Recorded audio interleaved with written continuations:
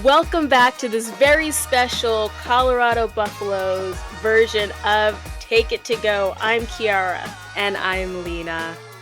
And today we're not talking about all things life, love, and LOL worthy. Today we're talking about the only thing that matters this week, and that's Colorado taking on the Oregon Ducks. We are so excited. Now, number one, Oh my gosh. let's just put this out there. We're not bandwagoners. We are No. fans of this program because we are fans of Deion. Absolutely, 100%. And honestly, we've been on this train since the beginning, since we found out that Deion was coming to Colorado. We knew this was going to happen. Okay, we believed before anybody believed. We believe. Yeah. I mean, come on. So this is my news. I have some news to share with you, Kiara. Are you ready? Oh, okay. I'm ready for it. I bought both pairs of prime glasses, the black and the gold. Are you serious? I'm serious. I Wait, have both so you pairs. You got two, so I'm getting the one that you're not keeping, right? My mom is getting it. But if we go to Colorado to see Stanford, I'm bringing both pairs if I get them by then because they were, sold out pre-order. What can you do?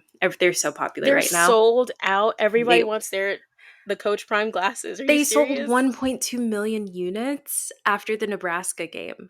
Like, are you serious? Yes. Are they selling the watches too? The Shador watches? I want one of those.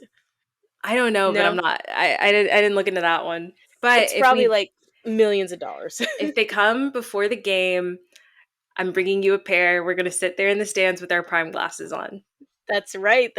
We're gonna be there in our black and gold supporting them. Who is not going to be there? Maybe, hopefully, Travis Hunter will be there, but he won't be at the Oregon game this weekend playing. This was just straight up a dirty hit. There's no way around it. The ball wasn't even in the air at that point. You can look at the tape and see that this guy, I think his name is Henry Blackburn, he wasn't even making a play on the ball. He just decided in that moment, I'm going to take out their best player. Yeah, that's my goal. Yeah. It was very clearly targeting. Very clearly targeting. He wasn't even looking at the ball. He was looking at Travis. Yeah. Which is such a shame. But I do like the way that the coach, that Deion Sanders and that Travis himself on his own stream handled the situation. Just saying, it's football. He was playing football. It's unfortunate. But, of course, he should not be receiving death threats over this hit. No. To himself or his family. Yep. Do you know if he's a senior or not? Because if he isn't a senior, he's probably going to get it next time they play. Next year. Get what? He's probably going to get lit up next time Colorado plays Colorado State. If he's 100%, there. 100%. Yeah, he's going to get a lot of hate online, which I hope it dies to a point because it's not correct for anyone. I mean, at the end of the day, they are college students, they're kids, and people make mistakes at that age. And I would have liked for him to apologize for it because he wasn't punished for it by the referees in the game. Like I believe, should have been. And I know a lot of people believe he should have been because we all saw the hit. But there are certain things that you should do and should not do in those situations. And the reaction that he's received has been overkill, I think. So many people should have. I cannot believe there was only one ejection in that game. That game was not refereed well because there were so many late hits, hard hits. Even Shador, who, again, we stand Shador on this podcast, but he was like sticking his fingers into someone's helmet. Like it was just a wild game, and it's only going to get crazier this weekend. Even though it's not a rivalry game, just the intensity of having two top-ranked teams going head-to-head with Oregon wanting to like shut up all these Colorado bandwagon fans, and then with Colorado wanting to actually prove, no, like, we are here, this is real, you have to believe in us. This is going to be a sensational game. I'm excited. I got off work early so I could go see it. Yes, you can see it. My schedule, I end work at 1:30 and I'm driving home. My commute is an hour and I'm sitting in front of the TV and I'm watching the game, 2:30 Central. I cannot wait. You know what? It's the number of people who have been watching Colorado is that it's just insane what the ratings are. ESPN released some of the stats. that game ended. The Colorado State game ended at a ridiculous hour. I remember watching the start of the game with my brother, and we just made it through the first quarter, and it was an hour, just that first quarter.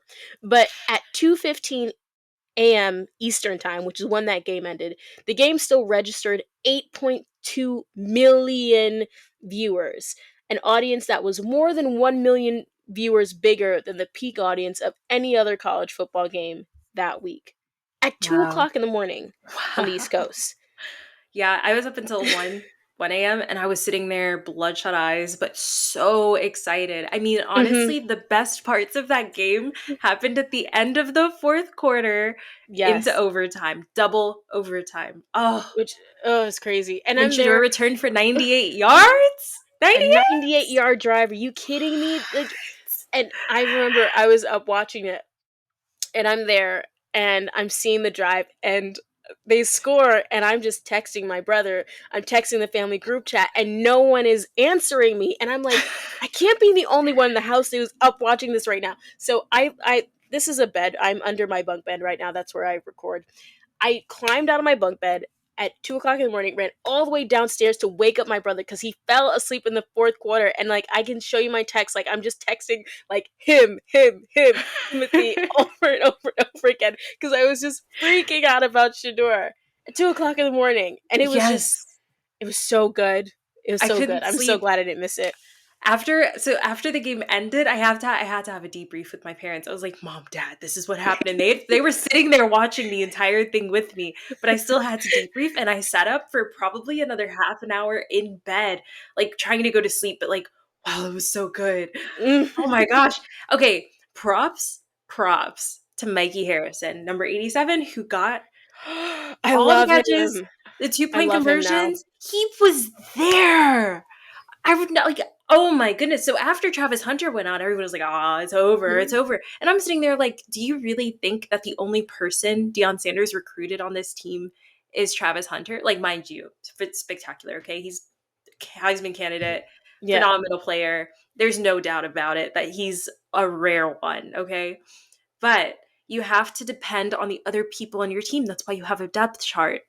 Yeah. We got to see some phenomenal talent step up, showcase themselves, and Mikey Harrison, he He's was one. Those catches he were was so great. He was open, he was wide composed, open. wide open, and he maneuvered, and I appreciated that about him. It was so good. Also, did you see that video of Dion talking to or talking about Jimmy Horn on Taylor Rook's podcast? I did not. So I think his name is Jimmy Horn. He had like kind of a rough game, like some drops, maybe not running like the crispest routes, most crisp routes. But then Dion goes to him at some point, and he has a heart to heart with him, and he says, "Listen, dude, you are a dog. You are him. Your father, who is unfortunately like he's incarcerated right now, like he is there." In prison with all the inmates watching you, and he is just waiting to like break out and stand up and clap and applause and be like, that is my son. He is waiting for that. And what did he end up doing? He ended up scoring the game tying touchdown in the fourth quarter. That is the Wait. power of Deion Sanders. That is Coach Wait. Prime. Kiara, I'm about to cry. And he was like, because like he genuinely like cares about these kids. He's like, you know who you are. Like you wouldn't be here if you couldn't do the job. And don't just do this for you. Like do this for your family. And how much it's gonna mean to your dad.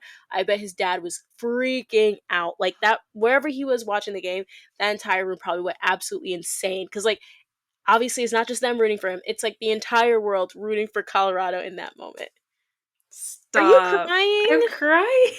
It was so sweet. Like, how could you not root for that? How could you not? That's what I love. I was talking to my mom earlier today, and of course, she's so excited now about Dion being the coach of Colorado. And she really said something that was so profound to me that it really does make a difference when you see people who look like you being successful. And she said it also goes to show that when people with your skin tone, Black people, are being mistreated, that it actually really does have an effect and an impact on you. A lot of people would say like, "Oh, well, what does somebody getting shot and killed on the street have to do with you? What does somebody getting hooked on drugs in a system that doesn't care about black people or lacking education? Like what do their lives have to do with you because they're not you? You got an education. You got a good life, you have food on the table, you have a great job.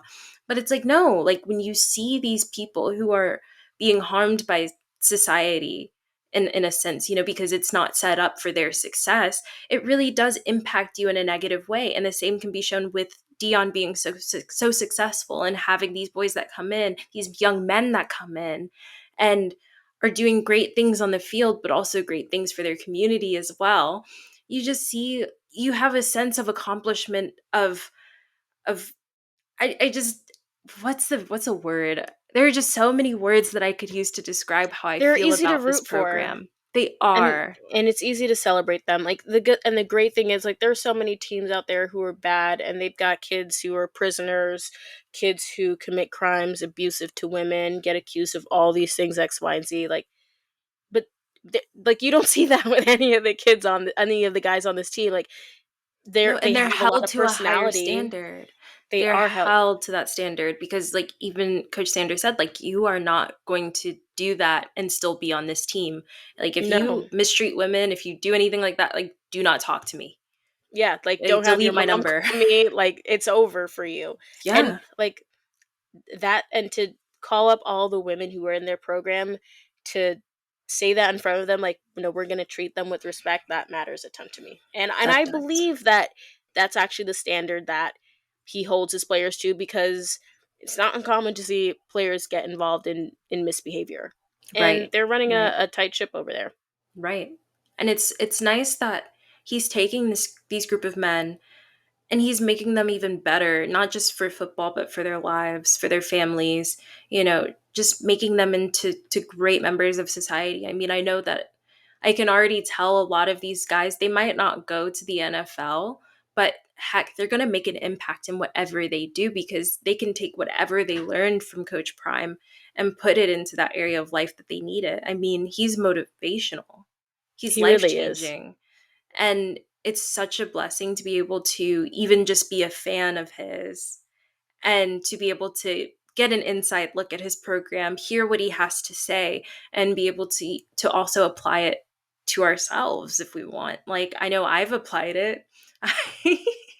I was like I was motivated and I'm very good at about my work, but like having and hearing him and some of the things that he says, it just inspires me to work even harder for my personal goals and my personal health and my care as well. Those pregame speeches, like, they're so, I mean, I need to listen to them every day before work because they're so motivational. They Hmm. really apply, like, broadly to people in life, and it's just his impact. He's him, like that. I finally understand why athletes say that so much, because, like, there's just no other way to describe it sometimes. Like, sometimes he is him. He's just him. He is Now, just him. Lena, this is gonna be a tough matchup. They're going into Oregon, and this is going to be, I think, Colorado right now is 19th in the AP poll. They're going up Yeah. against Oregon, which is a top 10 team, both 3-0, Power 5, Pac-12 matchup. Do you have any predictions for this game? I feel like Colorado is a second half type of team right now. And I don't think that they will persist down that path. I think that Dion and the coaching staff are actively trying to change that. However, because their team is new, because they're trying to mesh still, they're doing a phenomenal job already. I just think that right now it's still a second half deal. If Shador can come in with the heat at the beginning, I think this is something that I peeped last week. When Shador feels that he has nothing to lose, he plays the best. Let's take it back to TCU, right? He's coming in, you have all this press about will they, won't they, it's all talk, yada, yada. What type of attitude did he come into that game with? I'm going to just do it because People believe and some people don't. Whatever. Some people may be right, some people may be wrong, but I don't care because I'm going to show them what I've done. He had Yeah. nothing to lose on that stage, and he played as though he had nothing to lose. And once he did that, guess what? He won that game. And of course the whole team won that game, but he played Yeah. like he wasn't thinking too much. He was taking shots. He was throwing to people close, like they're blockers right there, and he's throwing in between like spots, and there he's got receivers, he's got guys that can catch these balls, guys that can Yeah. run these balls. His O-line is great. They're holding off and letting him stand there and just think, basically. Like, he's playing chess out there. This Yeah. week, this past week with CSU, he came in and he was a little bit hesitant. And he was hesitant. And then he was hesitant some more. But then what? Fourth quarter, when did he have nothing to lose? When they were Mm. down. And what did he, and he needed to perform, and he had to get these touchdowns and get the team to win. And what did he do? He pulled off phenomenal stuff because he just started relying on his raw skill. That dude is Mm-hmm. talented. That's something that, number one, he was born with something, but number two, he trained that up. Because he could have been born with whatever skill he had, but it wouldn't have produced what he is today. He worked for this. And Yeah. it shows when he has nothing else to lose, he puts it into action, and it's just the most beautiful football I've ever seen in my life. A lot of people would crumble under that pressure of, oh gosh, my dad is an NFL Hall of Famer, like there's so much pressure associated with this. But he went into what something I appreciate very much as a Patriots fan. He went into Brady mode near the end of that game, and I've seen Tom Brady do it so many times, is that if you give him the ball back, Shador, if you give Tom Brady back when he played the ball back with 2 minutes left, you are giving them way too much time. Mm-hmm. Because when you have guys who are like lethal, who get into that zone and just are deadly accurate, then what's going to happen to Oregon if they end up in that situation is exactly what happened to Colorado State. When the game's on the line, Shador's going to win because Mm-hmm. that's just who he is. Because he turns it And on. he does. I think it's hard to come up with a score prediction specifically, but I think this game, I mean, we've seen Colorado play these games. It's going to come down to the fourth quarter. The game's probably going to be won by the team that has the last possession. I'm concerned about Colorado's defense. I'm concerned about Oregon might score 50 points on them and Colorado might have to score 51. And I think it's going to be a shootout. I am concerned about uh Colorado's O-line and their run game. They didn't really run. We didn't really see much of Dylan Edwards last Mm-mm. week, and I hope we get to see much more of him this week. I hope he has a big performance because he was sensational week 1. He So, was. He was. score-wise, I don't hold me to it. I am going to, because like Northwestern is not a good football team this year. So I'm going to ride this Colorado bandwagon. Call me a bandwagon fan, I don't care. I'm riding it as far as I can take it, as long as I can follow along with this bandwagon. I'm going Colorado 51 over Oregon. 51-49 Colorado. That's my prediction. Wow. Wow. That's And specific. no overtime. This is going to end in regulation. It'll be the game will be decided in the last 2 minutes of the game. That's crazy. It's going to be a wild one. Do you have I it? Do you have a score? I don't think it'll be as high. Okay. I think your point differential is pretty accurate. I feel like it's going to be within a couple points, 1, 2, 3. It would be like a field goal kick or something Because that would set Mata the don't miss. difference. That's what Deion said in his press conference. So it might What? just come down to Mata, the kicker at the Yeah, end of the game. I feel like that would be my prediction. Is it'll be a field goal kick difference. And whether it happens earlier in the game where it's like, oh, if he had made that, then we would have won or lost or whatever. But I do think Colorado will pull the win. I think they have positive determination. And maybe it's me listening to all of these like motivational YouTube channels, but I do feel like there's something to be said about when a team has positive momentum, as Colorado has had. They're trying to prove they don't have to prove themselves, right? Because they know what type of players they are, they know the talent that they have. But they're just playing to play, and in the process they show what their skills are. When there's a team that is motivated by negative reinforcement of, oh, that team over there, i.e. Colorado, is full of themselves. They think that they're Mhm. tough. But we're ranked this, which is X amount higher than their team. And now we just want to shut them up and show them down and, shut them down. That's negative reinforcement. I don't think that wins. And it It's can not a make you winning. undisciplined. Mm-hmm. That's what Yep, yep, happened to yep. Colorado State. They became very undisciplined and Undisciplined. wild because they had a chip on their shoulder. I mean, that's what Coach Prime was saying the other day, was that, like, I'm minding my own business. It wasn't going to be personal. Yeah. And then someone comes out with some bull junk, as he likes to say, and starts talking about him, and, like, says this person's mom raised him properly, this person didn't, and it ends up becoming a distraction for some Yeah. people, not everyone. But it Yeah. was personal for Colorado. They made it personal. I have not seen anything yet to indicate that Oregon has made it personal, but we've got, what, 48 hours left? A lot could happen in that time. I know. And I don't think that Colorado or that Oregon's going to make it personal. I don't. I think they've learned the lesson. I think they've seen it. I think they're going to play a good game of football. I think that they're as determined to win as Colorado is, just to save their own face, but I do think that Colorado has a bit more of a motive, and I do feel that Travis Hunter's injury is going to be pivotal in this, and not in the way that people think. I do think that this is a chance for his injury has freed up two spots, one on offense and one on defense. And I think that the men who really want to have a chance to show themselves, improve themselves, are doing it now this week in practice. We'll see them come out on the field, and hopefully they will deliver that same energy because they want his spot.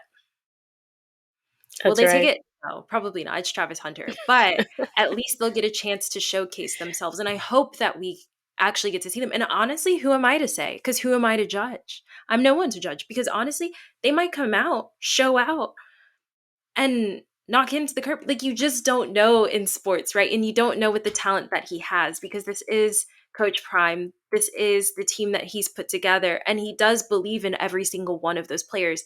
And he does so for a reason, because they each have great talent. He's just trying right now to unlock the talent that he sees within them that they may not see within themselves.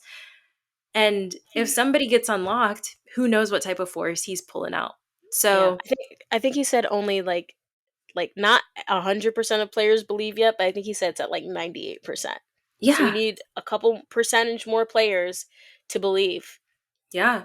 And just stay focused and stay grounded, because honestly, it happens in every single area, every single aspect of sports. I mean, you have somebody that's just a great player that takes over, but then they get hurt, and then somebody else steps up and you're like, well, where were they? What were they Yeah, doing on the sideline? So absolutely. I hope we see some of that this weekend. Of course, I'm disappointed. I would love to see Travis play. I cannot wait until he comes back.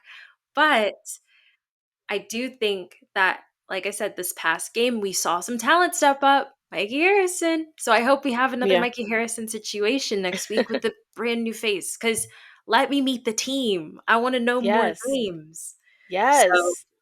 let's go. Listen, pressure is a privilege, and they're under a lot of pressure this weekend because people don't believe in them. They have an opportunity, but crazier things have happened, and it's only crazy until you do it. Yes. That's a great place to end. I think we've said our dues. Let's wrap this up here, and we'll check back in after the Oregon game, praying for a win, praying for We success should for do our an team. emergency podcast if they win. Yeah, oh, yeah, we are. Yeah, we are. A big debrief on Sunday. Okay, as always, it is a joy. It is a pleasure. Thank you for listening to Take It to Go, and we'll see you next time. See you on our next ride. Go Buffs. Bye.